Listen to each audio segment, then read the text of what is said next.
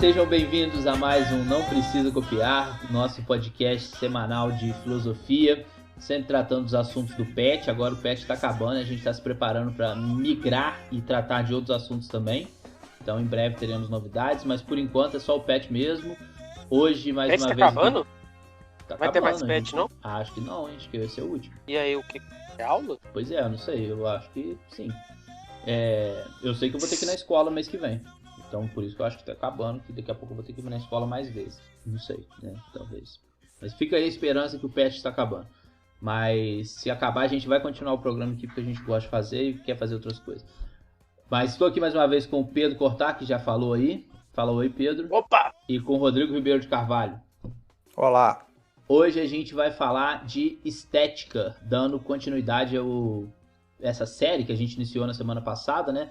Já que o tema estética é tratado por 2 semanas consecutivas com uma coisa bem ampla, a gente decidiu fazer esse curso, mini curso de estética, tratando as principais correntes da estética da filosofia. A semana passada a gente já tratou de Platão e Aristóteles e fez aquela introdução à estética.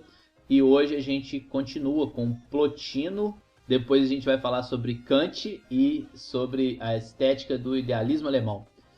Então vamos lá, quais são as nossas redes sociais que vocês podem encontrar, se comunicar com a gente, mandar recado, xingar, falar mal, essas coisas. Fala aí, Rodrigo. Então, nós temos o Twitter e o Instagram com @não precisa copiar. Nós temos o magnífico site também, que comporta não só o podcast Não Precisa Copiar, mas também o Pedra de Toque, que é focado em obras de filosofia, que é o Simpósio das Luzes. Então escrevam lá no Google Simpósio das Luzes que vocês vão encontrar no nosso site.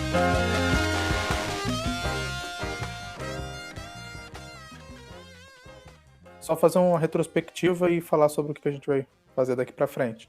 Então, no nosso primeiro programa, como o Fagner indicou, a gente começou a trabalhar as correntes estéticas antigas, né, Platão e Aristóteles como os primeiros autores que elaboraram uma teoria do belo, uma teoria da arte. E agora o Pedro vai falar um pouquinho do Plotino, que foi um outro que restou, que não coube no programa passado. E é interessante porque o Plotino já coloca algumas peças ali para a estética moderna, digamos assim, de mais robusta, que é a do Kant. E após o Kant eu vou falar como que fica então essa teoria pós-kantiana, porque o Kant é meio que um divisor de águas. A gente ficou com um pouco de falta de um programa específico, a gente não tem nem material, que seria a estética inglesa, dos sensualistas ingleses, a gente não tem nos manuais não tem muito sobre isso, mas eles são bastante importantes para o que o Kant vai fazer. Então é isso que a gente vai ver hoje, Plotino, Kant e como que os autores do idealismo alemão tentam sintetizar todo esse percurso estético até Kant e compatibilizar Kant com a antiguidade. Então, o programa dessa semana começa com Plotino, que vai marcar essa transição aí da antiguidade, a gente vai passar por cima do medieval e depois ir para a modernidade, porque justamente ele está em diálogo com os filósofos do programa anterior, Platão e Aristóteles. E que diálogo é esse? Plotino é um dos membros de uma escola de filosofia da antiguidade tardia chamada neoplatonismo, que pelo nome vocês podem perceber, é uma escola que bebe muito do platonismo. E essa escola consideraria, de certa forma, então, que Aristóteles teria avançado demais numa filosofia aristotélica e algumas questões que Aristóteles teria desenvolvido não seriam tão compatíveis assim com esse sistema do neoplatonismo. Então, nesse debate da estética, o Plotino se insere como um sintetizador, porque no movimento de crítica ao Aristóteles, ele recupera algo do Platão e propõe algo novo, certo? E o fundamento, então, dessa filosofia do Plotino é, de certa forma, platônico, a gente pode dizer.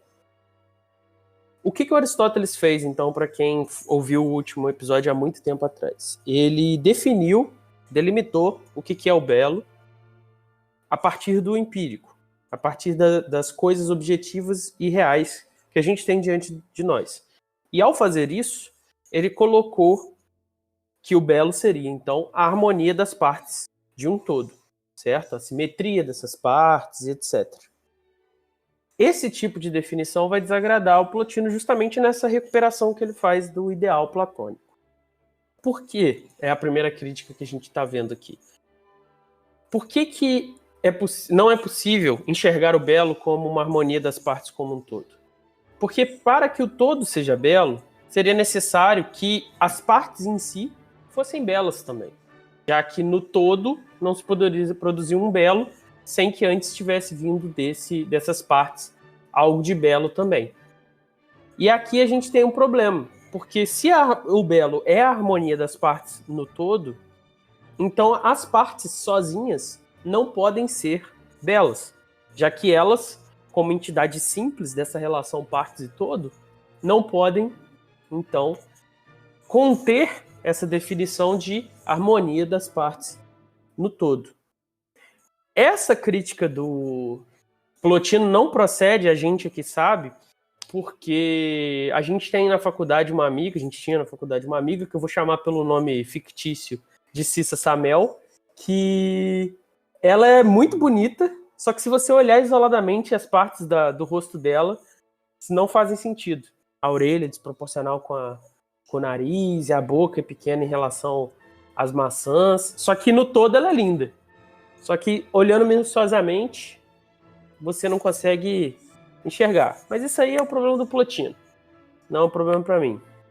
E o Plotino não acredita, por exemplo, que seria possível estabelecer essa beleza do todo sem que as partes fossem belas. Então, por exemplo, não existiria uma pintura bela do céu porque a cor azul não poderia ser bela, já que a cor azul, de maneira simples, isolada, como parte, ela não é uma harmonia das partes com o todo, já que o azul é uma entidade simples.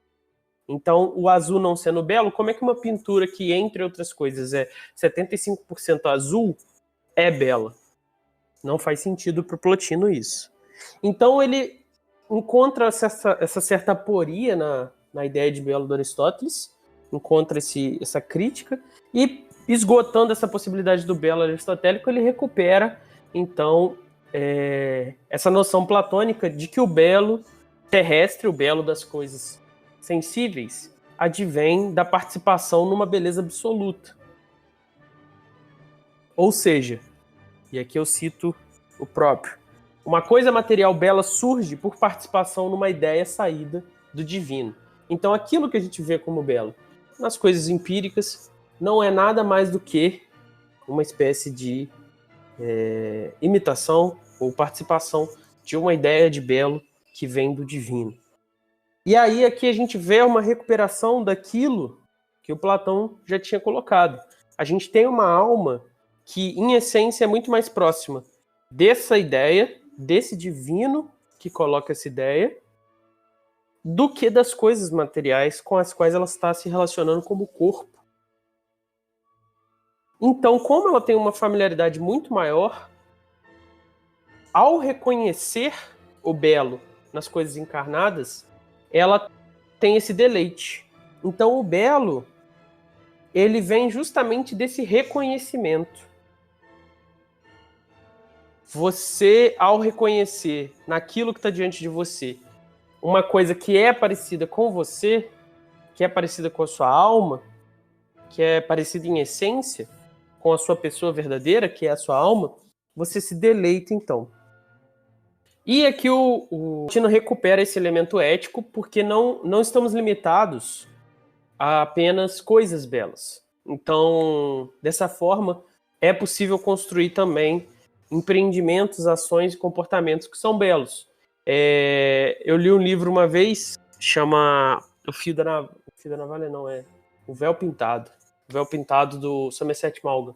Em determinado momento, eles estão discutindo as freiras lá, e o cara se pergunta, se Deus não existir, será que a vida dessas freiras terá valido a pena? E aqui, com esse elemento moral, né, de olhar a beleza da ação, moral estético, que o Plotino coloca, a gente tem essa noção de que existe a bela vida, porque uma vida vivida numa sequência de ações belas, ela acaba se tornando também uma espécie de obra, na medida em que ela se torna uma bela vida. Então, para o Plotino, o elemento estético e o elemento moral não estão separados, então é possível que nessa elevação da alma, ao reconhecer a beleza das coisas, ela também passe por ações que são belas, certo?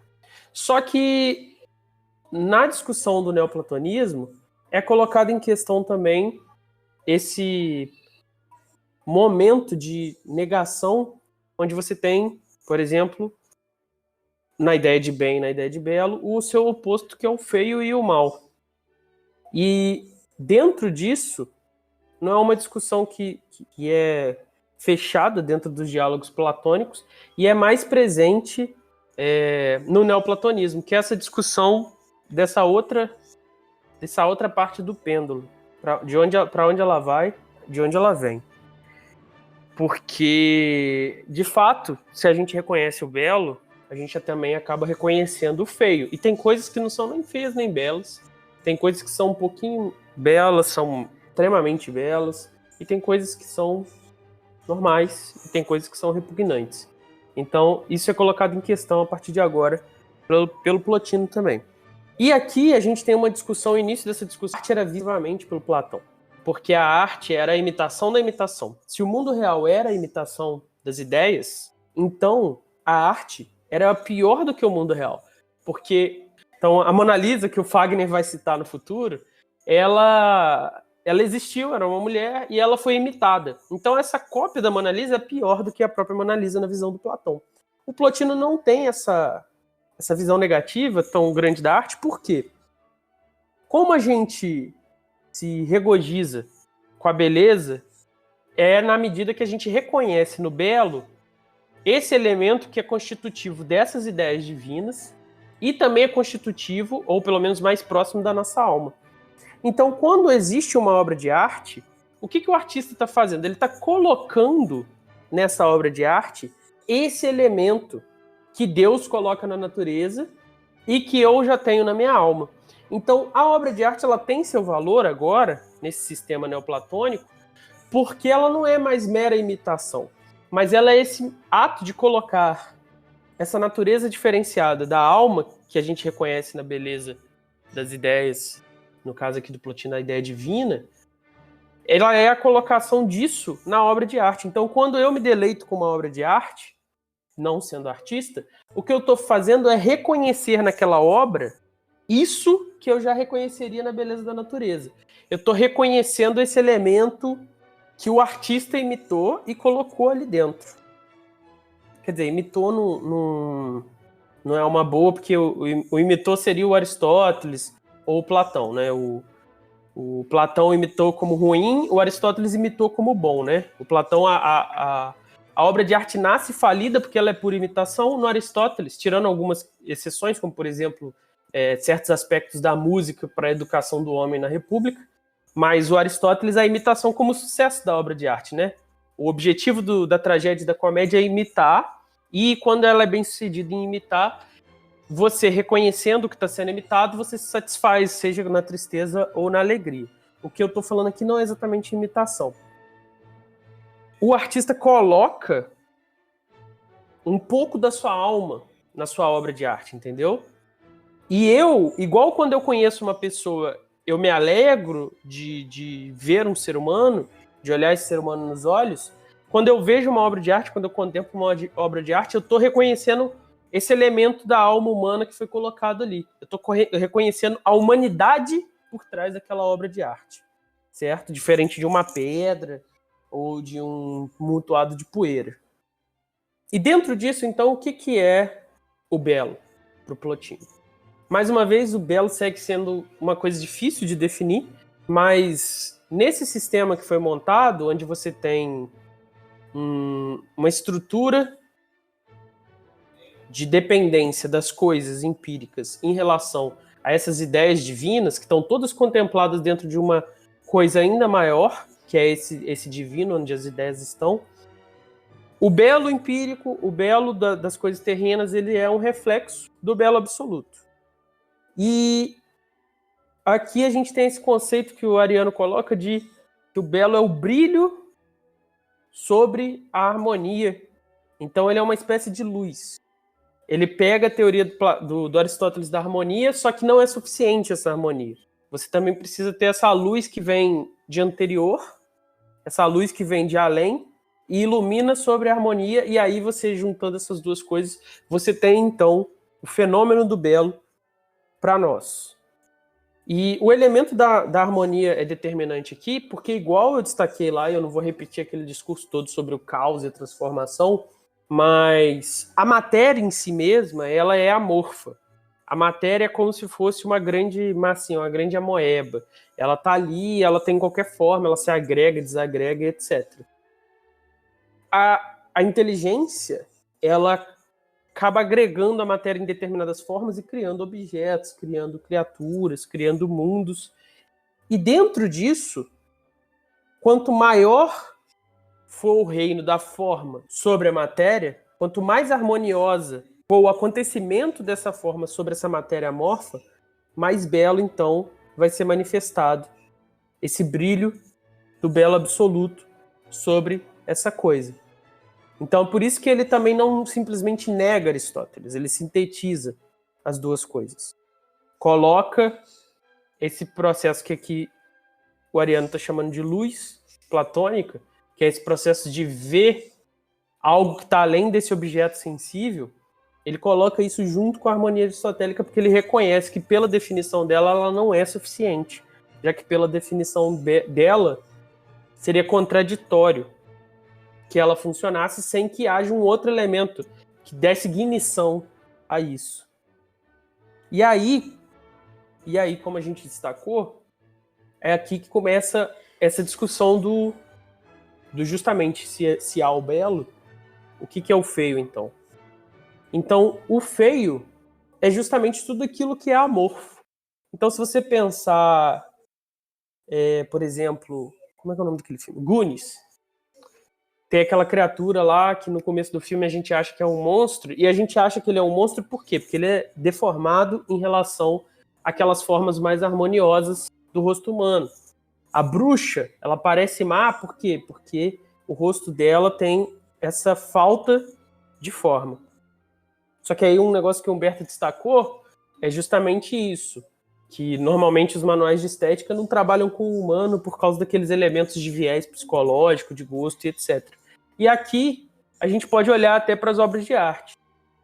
As obras de arte mais antigas, né, a Cissa que nos perdoe, elas tinham essa beleza formal, né, esse plano de fundo, os objetos bem representados, e aí as obras mais modernas foram perdendo isso e foram se tornando cada vez mais amorfas. No começo uma coisa de um jeito assim, os ângulos não faziam sentido, e agora até não tem mais um objeto concreto que você consiga identificar muitas vezes. É uma coisa completamente amorfa mesmo, e que eu imagino o Plotino consideraria feia. Não que eu esteja aqui para falar pelo Plotino, mas em oposição ao belo, teria então esse critério para você identificar o feio.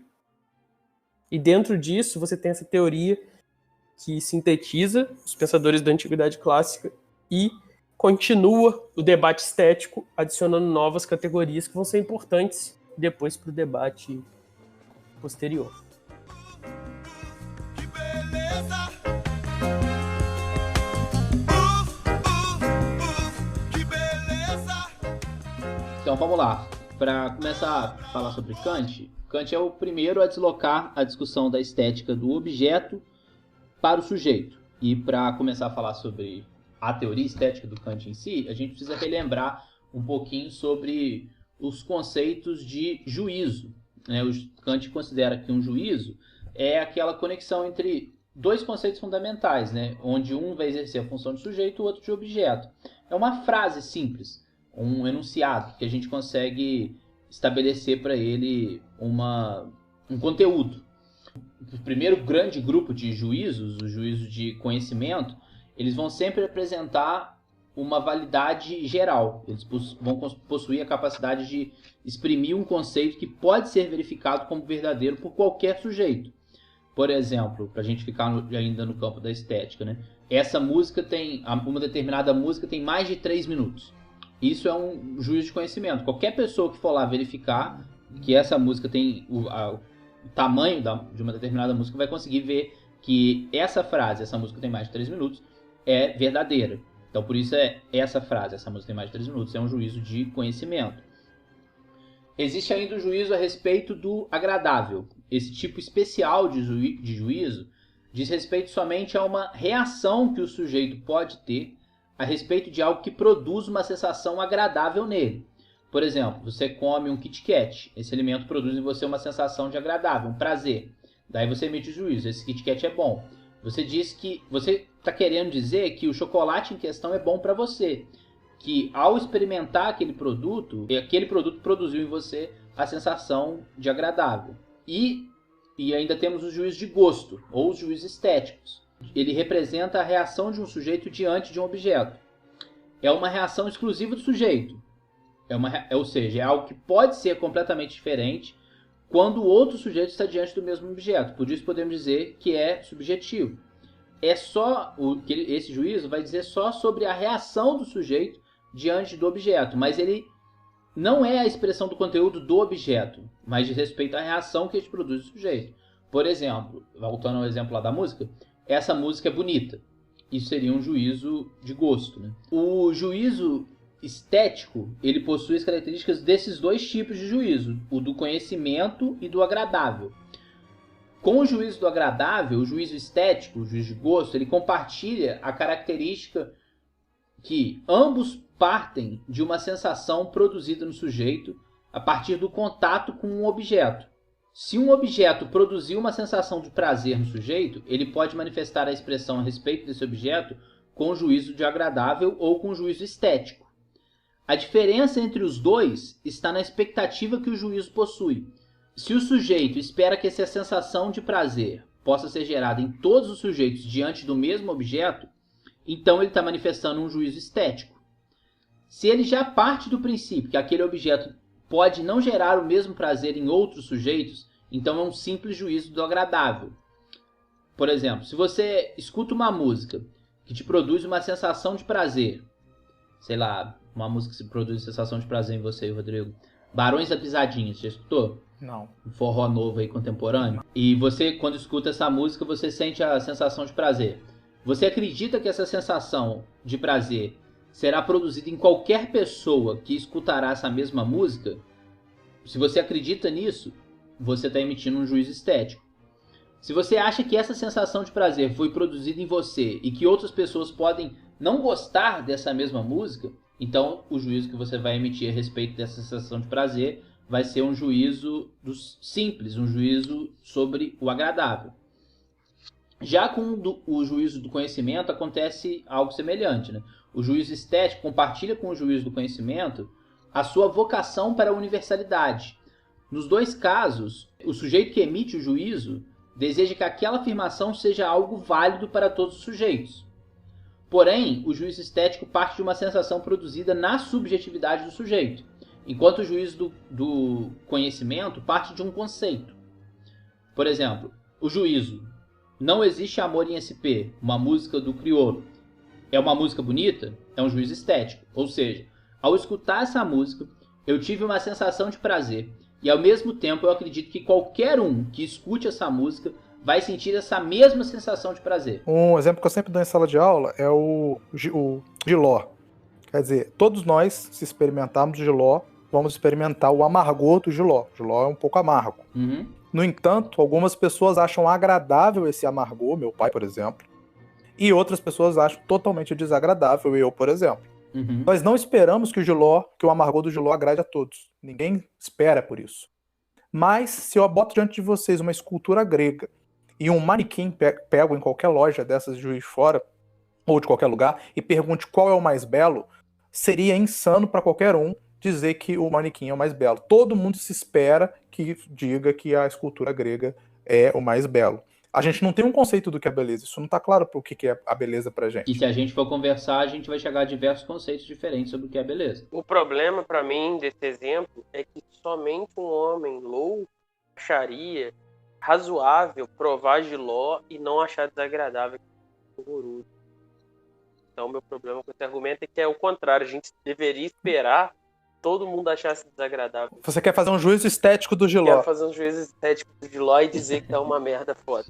E ó, tá, agora quem estiver ouvindo vai estar assim, nossa, mas a receita que aqui na minha família a gente faz de Giló frito, Giló com não sei o que, Giló isso, Giló aquilo. Eu tô há 20 e poucos anos nessa luta contra o Giló, entendeu? As pessoas vivem me oferecendo, falando, ah, tem isso, tem aquilo, tem essa receita. tá na família 5 gerações. Qual que é o resultado sempre? Sou eu sendo obrigado a provar um prato gigantesco de jiló que a pessoa preparou especialmente para mim, com a cara de cu danada, porque eu achei uma merda na primeira colherada e não tenho mais aquele verniz que eu tinha antes de falar para pessoa: isso aqui tá uma merda, não vou comer. Então, eu sou contra o jiló, eu não acho que a gente devia trabalhar com o jiló aqui, é a mesma coisa que trabalhar com o nazismo, entendeu, Fábio? Entendi. Eu adoro jiló. Podemos trabalhar com menos polêmico, o quiabo. Quiabo aí, beleza. Quiabo é questionável, mas é razoável. Mas é decente. Bom. Não questionável para mim, para as pessoas. Eu acho quiabo perfeito, o anjo da salvação. Então, voltando à comparação entre o juízo estético e o juízo de conhecimento. Quando eu digo, por exemplo, no caso do jiló, eu acho o jiló gostoso. Eu estou emitindo um juízo a respeito de um objeto. Se eu acredito que todo mundo que comer jiló vai gostar de jiló do mesmo jeito que eu gosto, isso está evoluindo, sei lá, para um juízo estético. Mas como ninguém é maluco de achar isso, então vai ficar sempre no conceito do juízo do agradável. Se eu quiser que aquela minha afirmação a respeito da produção do agradável em mim seja uma coisa universal, se eu acreditar que aquilo vai produzir a mesma sensação de prazer em qualquer um, eu estou partindo para o campo do juízo estético. Agora, se eu achar que aquela afirmação é verdadeira para todo mundo, mas isso não está relacionado a gosto, aí eu estou fazendo juízos do conhecimento. Por exemplo, voltando lá no exemplo do não existe amor em SP. Na frase, não existe amor em SP, que é aquela música do Criolo, é uma música maravilhosa, uma música bonita, isso é um juízo estético. Agora, na frase, não existe amor em SP, é uma música do cantor Criolo. Isso é um juízo do conhecimento, porque qualquer um que souber o significado de não existe amor em SP, que essa é uma música e que aquela música, e souber que o cantor, quem é o cantor crioulo, o compositor dessa música, vai saber que essa frase é uma frase verdadeira. Então, nos dois casos, a gente está partindo de uma tendência à universalização. A diferença entre os dois é que o juízo estético, essa tendência à universalização, está relacionado ao gosto, ao prazer que ele proporciona na gente, enquanto a outra está relacionada à conjugação de conceitos. Correto? Então, o que seria o juízo estético? Um juízo que diz sobre a ausência ou a presença de prazer em reação a um objeto, e se eu acredito que essa reação de ausência ou de presença de prazer na contemplação desse objeto vai ser universalizável. Se eu acreditar que ela vai ser universalizável, que todo mundo vai sentir o mesmo prazer ou o mesmo desprazer a respeito daquele objeto, eu estou falando de estética. Então, o que seria a beleza de acordo com essa teoria kantiana? Um juízo estético verdadeiro, né? A satisfação determinada pelo juízo de gosto. Essa satisfação que existe em você quando está diante de um objeto ao ponto de emitir um juízo estético. É isso que é a beleza. A beleza é essa satisfação que você acredita que qualquer outra pessoa sentirá quando estiver contemplando esse mesmo objeto que você contempla. Ou seja, é algo universal, mas que não está relacionado a um conceito, mas a uma sensação. É um universal sem conceito. Uma verdade aceita por todos que não esteja relacionado a um conceito. Porém, esse juízo de beleza, ele é paradoxal. Por quê? Porque ele parte de uma afirmação exclusiva do sujeito. Algo subjetivo, algo que só acontece na sua mente. Mas, ao mesmo tempo, ele tem a pretensão que esse juízo se torne universal, ou seja, que seja aceito por todos os seres racionais da mesma maneira, que produza a mesma sensação de prazer em qualquer mente. Mas por que isso acontece? Porque, para o Kant, existem características iguais em todos os seres racionais. Boa parte dessas características estão relacionadas justamente à capacidade que todos os seres racionais possuem de ter uma sensação, ou seja, de se relacionar com um objeto que está fora da sua mente. Isso a gente faz através dos nossos 5 sentidos, né? Se diante de um mesmo objeto, por exemplo, diante de uma mesma pintura, todos nós somos capazes de chegar à conclusão que aquela tinta é vermelha, que aquela forma é redonda ou quadrada, todos nós temos a capacidade de enxergar os mesmos elementos diante de um objeto. Isso quer dizer que todos os seres racionais possuem elementos em comum na sua mente. Que todo mundo possui características semelhantes no que diz respeito à capacidade de absorver conteúdos sensíveis. Conteúdos sensíveis são absorvidos através da visão, da audição, do paladar, do olfato, etc. Como todo mundo possui essas mesmas características, é esperado que diante de um objeto que produz prazer ao ser contemplado, eu espero que o outro sujeito, com as mesmas capacidades que eu tenho para captar características de um objeto, que ele possui as mesmas capacidades iguais às minhas, que nele também ocorra essa mesma sensação de prazer. Por isso que ele parte de uma coisa que é subjetiva, que está só na sua mente, de uma satisfação que você tem ao contemplar um objeto, mas a partir disso você acredita que qualquer um vai ter essa mesma satisfação ao contemplar esse mesmo objeto. O Kant também afirma que o prazer obtido através da contemplação de um objeto belo não está relacionado a nenhuma necessidade corporal. O prazer proporcionado pela contemplação de um objeto belo é diferente do prazer proporcionado pela satisfação de uma necessidade de sobrevivência. Você sente prazer quando come um prato de picanha, mas esse prazer está direcionado à satisfação da sua necessidade de se alimentar. É um prazer diferente daquele que você sente quando você está lendo um belo livro, já que ler não tem nenhuma relação com as suas necessidades corporais. Você não precisa necessariamente de ler para continuar vivo, mas você precisa se alimentar para continuar vivo. Para compreender melhor esse desinteresse, é essencial que a gente compreenda a diferenciação entre fim e finalidade. Aí eu acho complicado de explicar, mas porque a gente normalmente usa os termos fim e finalidade quase sempre como sinônimos, e quando não usa como sinônimos, a gente usa como um significado diferente para o fim, que é o termo aqui que a gente vai mudar o conteúdo dele, né? Então vamos lá. O fim diz respeito à utilidade de um objeto para o Kant. O fim do giz é escrever no quadro. O fim de uma manete de videogame é controlar o videogame. O fim da comida é a nutrição. Já a finalidade, para o Kant, está vinculada à capacidade imaginativa do sujeito. Ela é a nossa capacidade de captar a forma de um objeto. A finalidade de um objeto, para ele, são as características que a nossa subjetividade encontra no objeto que nos fazem sentir prazer. São os elementos específicos que produzem o prazer no nosso ato de contemplar.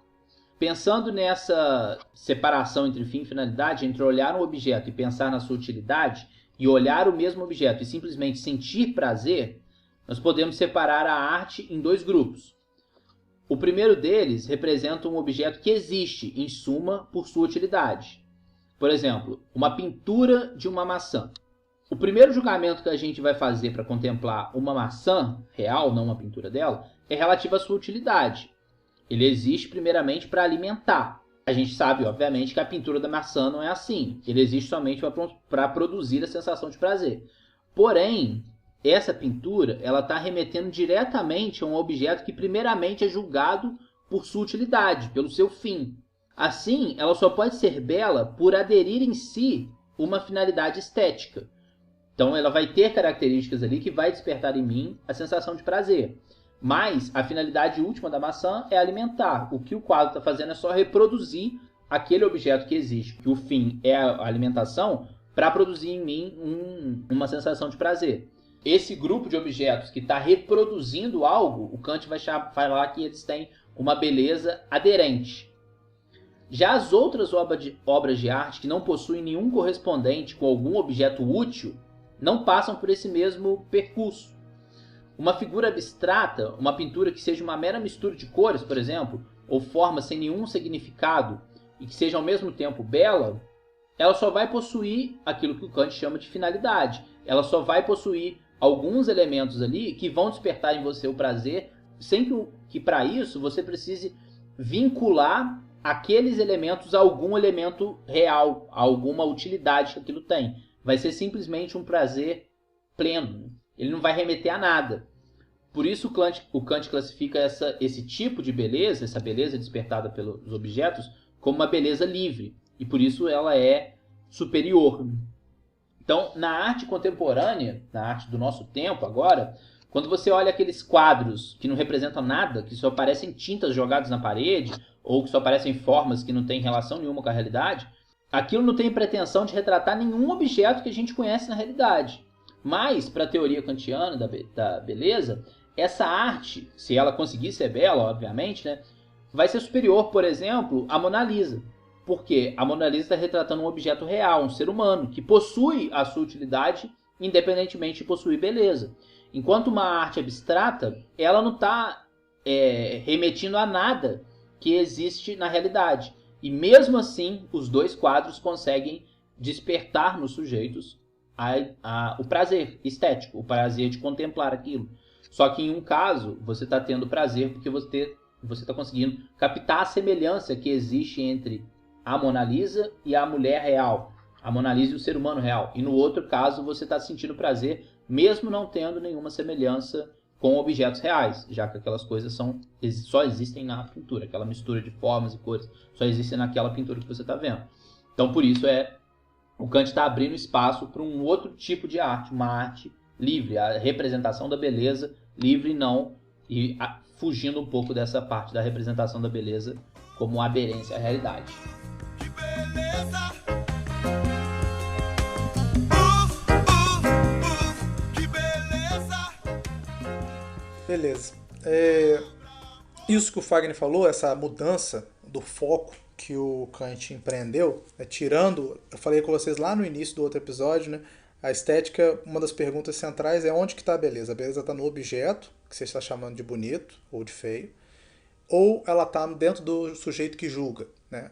E a tese de que a beleza está dentro do sujeito que julga, ela só aparece no sensualismo inglês, então justamente na tradição que a gente não citou, mas o Kant ele incorpora exatamente esse aspecto para tentar mostrar que o elemento subjetivo da arte, quer dizer, o que acontece quando você faz um julgamento do tipo estético, que foi exatamente a apresentação do Fagner.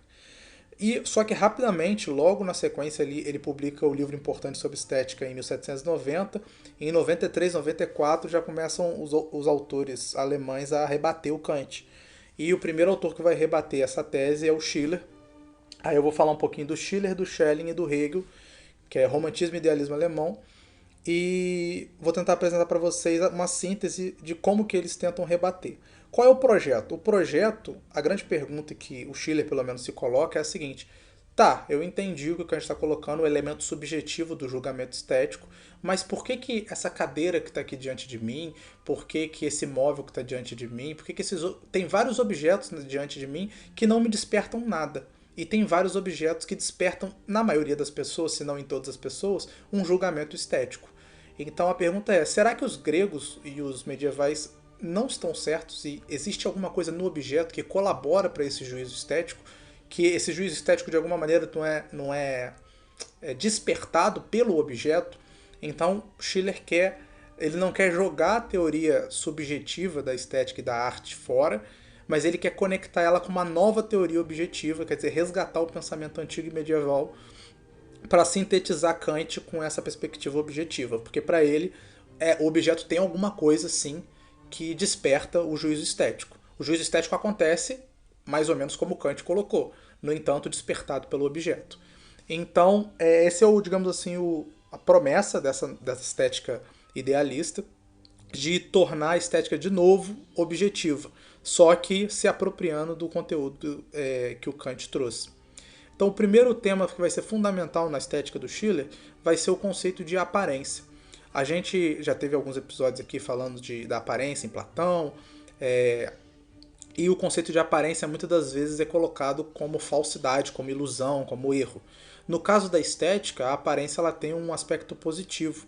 Então, toda arte ela é aparência. O Fagner citou um exemplo que dá para compreender muito bem isso.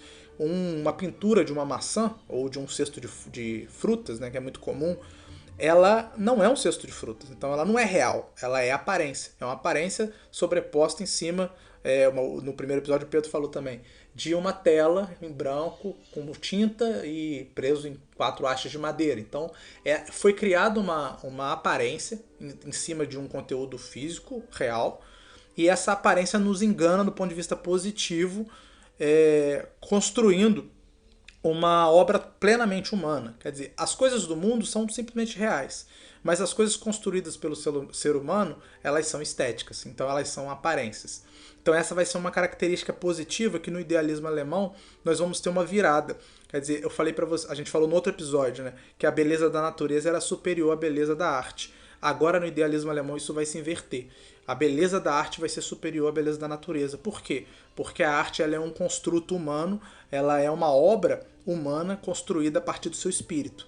Então esse elemento vai ser muito forte na estética alemã pós-kantiana. E na verdade, o Schiller vai trazer um conceito, que é o conceito de jogo, da arte como jogo. Na verdade, não só a arte, mas esses aspectos da construção humana, quase todos eles são compreendidos na figura do jogo. O processo de civilização e de cultura, ele é um processo de transformação do que é natural no que é cultural, social, civilizatório. Então, por exemplo, a comunicação, como é a comunicação no reino animal? Ela tem uma forma de linguagem muito simplificada na maioria dos seres. Na gente ela vai ganhar um tipo de expressão totalmente distinto. Como é que a nossa alimentação é? Ela não é que nem um animal que vai lá dilacerar, ela ganha toda uma etiqueta de alimentação. Então todos os aspectos da vida humana, na religião a mesma coisa. Você vai ter vestimentas na religião específica, você vai ter ritos, você vai ter música. Então o que é isso para o Schiller? Para o Schiller isso daí é o ser humano estetizando o mundo, estetizando a vida. Então é transformando tudo que é natural em algo que é cultural e social. Então o aspecto da beleza para Schiller, ele vai ter essa característica de uma transformação do que é real, simplesmente real e natural, em algo que foi de alguma maneira espiritualizado. Então esse vai ser o ponto central, o pontapé inicial que o Schiller dá e que o idealismo vai seguir. Por exemplo, já em Schelling, a gente vai ter uma compreensão, ele vai resgatar um pouco dos elementos platônicos e vai fazer uma estética também do mesmo tipo da estética platônica e que vai defender o seguinte, que a beleza é uma apresentação finita do infinito. Ou melhor, uma síntese entre o real e o ideal. O que quer dizer essa loucura, essa linguagem tão abstrata? O escultor ele pega uma pedra gigantesca de mármore e ele tem, primeiramente, uma ideia na cabeça dele do que ele quer fazer daquela pedra de mármore. A pedra de mármore ela é o real. No entanto, o escultor, quando ele começa a imprimir a sua ideia naquela pedra, ele está fundindo, ele está fazendo uma fusão entre o real e o ideal. No fim das contas, o que a gente vai ter é um objeto que é uma aparência que nos engana. Você olha e vê, por exemplo, a escultura do Davi. Mas, na verdade, o que tem diante de você é o mármore. Só que você não vê mais o mármore, ou pelo menos você não se foca no material do que ele é feito. Você vê a figura do Davi. Então essa característica da arte de fundir o real com o ideal é o ponto central que o idealismo alemão vai focar. Então ele vai dizer, por exemplo, que na estética o que se funde é o real e o ideal e é também a liberdade com a necessidade. Por que esse linguajar? A liberdade é a liberdade do ser humano de imprimir nos objetos a sua ideia. Isso é o elemento de liberdade da arte. E o elemento de necessidade é o fato de que os objetos por si mesmos, eles não possuem nenhum tipo de liberdade. Eles não têm como se autotransformar em alguma coisa. É o ser humano que imprime essa liberdade nos objetos. E aí quando você olha para o objeto artístico, você tem o impacto dessa fusão, dessa síntese entre real e ideal, entre liberdade e necessidade. Então, mas por que o ser humano produz arte? Né? Para que ele faz isso? Ele faz isso porque ele, como um ser livre e consciente, ele não aceita que o mundo seja não livre e inconsciente. Então ele quer imprimir no mundo aquilo que ele mesmo é, que é a liberdade e consciência. Então a produção artística, ela é... E vocês não precisam pensar só em produção de obras de arte, mas todas as vezes que nós estamos tentando embelezar, seja um jardim, seja a nossa casa, seja a nossa roupa, todos os processos de embelezamento, todos esses processos estéticos, eles visam a gente tirar do mundo o aspecto simplesmente cru e natural, o aspecto de necessidade do mundo, e trazer um aspecto de liberdade e de idealidade para o mundo. Então esse elemento vai ser fundamental na estética tanto de Schiller, tanto de Schelling, quanto de Hegel. Então, o elemento central é esse, é o tema da espiritualização do mundo. Aí o Schelling vai definir a beleza da seguinte maneira. Então, a beleza é a indiferença, a indistinção entre liberdade e necessidade, contemplada, vista no objeto concreto.